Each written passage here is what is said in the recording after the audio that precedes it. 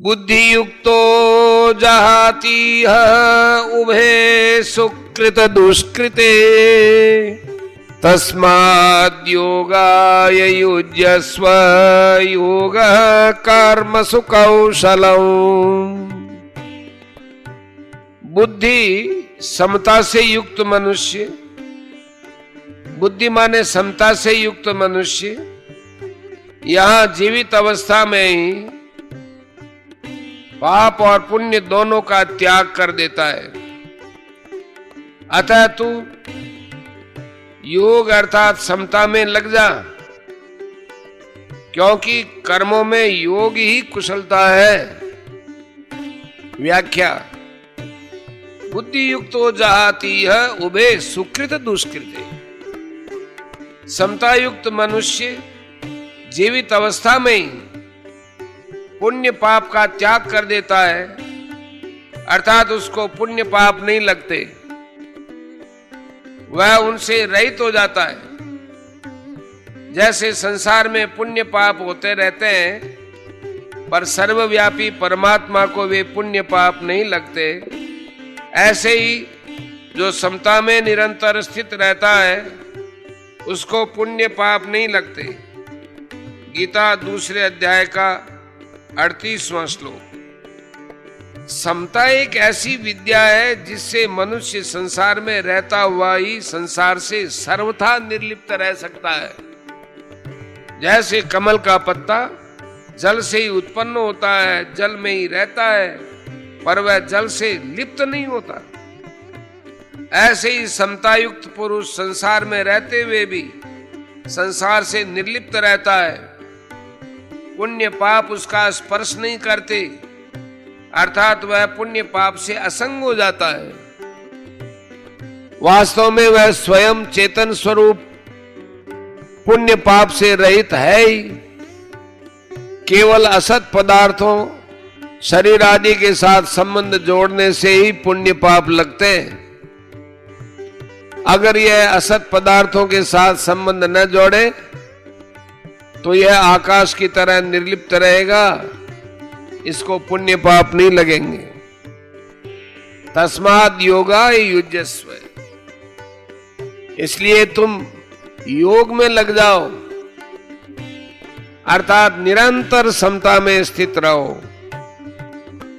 वास्तव में समता तुम्हारा स्वरूप है, अतः तुम नित्य निरंतर समता में ही स्थित रहते हो। केवल राग द्वेष के कारण तुम्हें उस समता का अनुभव नहीं हो पा रहा है। अगर तुम हरदम समता में स्थित न रहते तो सुख और दुख का ज्ञान तुम्हें कैसे होता, क्योंकि ये दोनों ही अलग अलग हैं। जब इन दोनों का तुम्हें ज्ञान होता है तो तुम इनके आने जाने में सदा सम रूप से रहते हो। इस समता का तुम अनुभव करो। योग है कर्मसु कौशलम, कर्मों में योग ही कुशलता है, अर्थात कर्मों की सिद्धि असिद्धि में और उन कर्मों के फल की प्राप्ति अप्राप्ति में सम रहना ही कर्मों में कुशलता है। उत्पत्ति विनाशशील कर्मों में योग के सिवाय दूसरी कोई महत्व की चीज नहीं है। इन पदों में भगवान ने योग की परिभाषा नहीं बताई है, प्रत्युत योग की महिमा बताई है। अगर इन पदों का अर्थ कर्मों में कुशलता ही योग है ऐसा किया जाए, अगर यदि आपके कहे हुए अनुसार अर्थ किया जाएगा तो जो बड़ी कुशलता से सावधानी पूर्वक चोरी करता है उसका वह चोरी रूप कर्म भी योग हो जाएगा। अतः ऐसा अर्थ करना अनुचित है।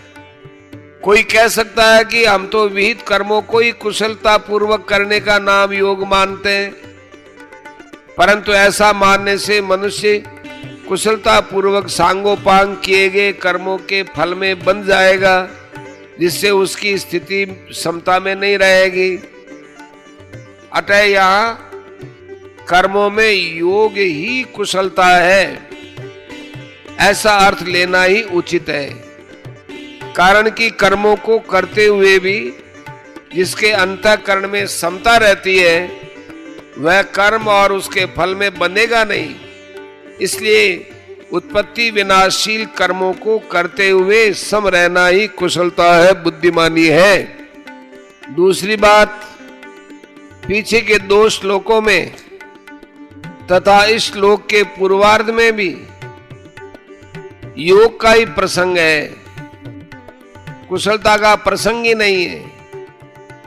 इसलिए भी कर्म में योग ही कुशलता है, यह अर्थ लेना प्रसंग के अनुसार युक्ति युक्त है। परिशिष्ट भाव, इस श्लोक में आए योग कर्मसु कौशलम पदों पर विचार करें तो इसके 2 अर्थ किए जा सकते हैं। पहला, कर्मसु कौशलम योग है, अर्थात कर्मों में कुशलता ही योग है। दूसरा, कर्मसु योग कौशलम, अर्थात कर्मों में योग ही कुशलता है। अगर पहला अर्थ लिया जाए तो कर्मों में कुशलता ही योग है, तो जो बड़ी कुशलता से सावधानी से चोरी ठगी आदि करता है उसका कर्म योग हो जाएगा, परंतु ऐसा मानना उचित नहीं है और यहाँ निषिद्ध कर्मों का प्रसंग भी नहीं है। अगर यहाँ शुभ कर्मों को ही कुशलता पूर्वक करने का नाम योग माने तो मनुष्य कुशलता पूर्वक सांगोपांग किए हुए शुभ कर्मों के फल से बंध जाएगा, फले सक्तो निबध्यते। अतः उसकी स्थिति समता में नहीं रहेगी और उसके दुख का नाश होगा। शास्त्र में आया है, कर्मणा बध्यते जंतु, अर्थात कर्मों से मनुष्य बंध जाता है। अतः जो कर्म स्वभाव से ही मनुष्य को बांधने वाले हैं वे ही मुक्ति देने वाले हो जाए, यही वास्तव में कर्मों में कुशलता है। मुक्ति योग से होती है, कर्मों में कुशलता से नहीं। योग सामान्य समता का आदि और अंत नहीं होता, परंतु कर्म कितने ही बढ़िया हो उनका आरंभ तथा अंत होता है और उनके फल का भी संयोग और वियोग होता है। जिसका आरंभ और अंत संयोग तथा वियोग होता है उसके द्वारा मुक्ति की प्राप्ति कैसे होगी? नाशवान के द्वारा अविनाशी की प्राप्ति कैसे होगी? समता तो परमात्मा का स्वरूप है, निर्दोषम ही समम ब्रह्म। अतः महत्व योग का है, कर्मों का नहीं। अगर पहला अर्थ ही ठीक माना जाए तो भी कुशलता के अंतर्गत समता निष्काम भाव को ही लेना पड़ेगा। अगर कर्मों में कुशलता ही योग है तो कुशलता क्या? इसके उत्तर में यही कहना पड़ेगा कि योग माने समता ही कुशलता है। ऐसी स्थिति में कर्मों में योग ही कुशलता है, ऐसा सीधा अर्थ क्यों न ले लिया जाए? जब योग कर्मसु कौशलम पदों में योग शब्द आया ही है तो फिर कुशलता का अर्थ योग लेने की जरूरत ही नहीं है। अगर प्रकरण पर विचार करें तो योग का ही प्रकरण चल रहा है, कर्मों की कुशलता का नहीं है। भगवान समत्वम योग उच्यते कहकर योग की परिभाषा भी बता चुके हैं। अतः इस प्रकरण में योग ही विधेय है, कर्मों में कुशलता विधेय नहीं है।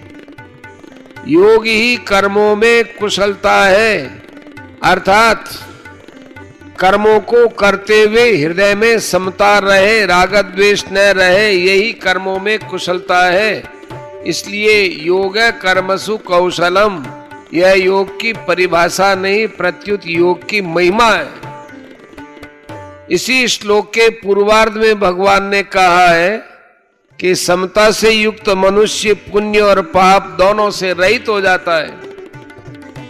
अगर मनुष्य पुण्य और पाप दोनों से रहित हो जाए तो फिर कौन सा कर्म कुशलता से किया जाएगा?